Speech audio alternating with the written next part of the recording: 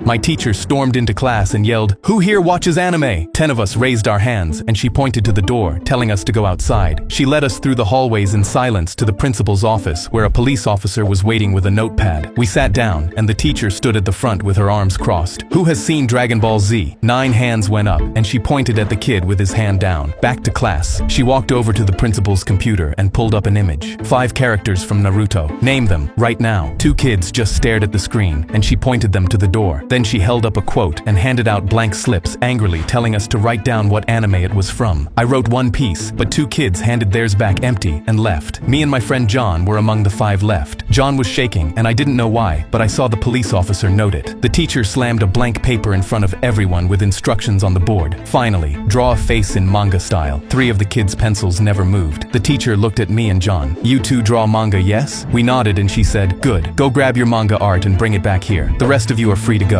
We walked out, and I kept wondering what the hell this was about. We came back with our sketchbooks, but this time the teacher's daughter was here too, and she was crying. She was John's crush in our class, but she hadn't raised her hand earlier, so what was she doing here? Just as I was about to ask, the teacher took our drawings. She handed both sketchbooks to her daughter, who started flipping through. She stopped on one of John's pages and pointed at it. "That's the one." She wiped her tears and walked out. The officer stood and walked to John, grabbing his hands and cuffing them behind his back. "You have the right to remain silent." John had a guilty expression as they led him out the door. I stood there confused and shocked. What just happened? The teacher started crying, and the principal spoke for her. "Remember Secret Santa last week?" he asked me. Someone gave her daughter a hand-drawn manga, multiple pages. The teacher spoke through tears. That manga was lowly content. My underage daughter was drawn in explicit scenarios with characters from Naruto, Dragon Ball Z, and One Piece.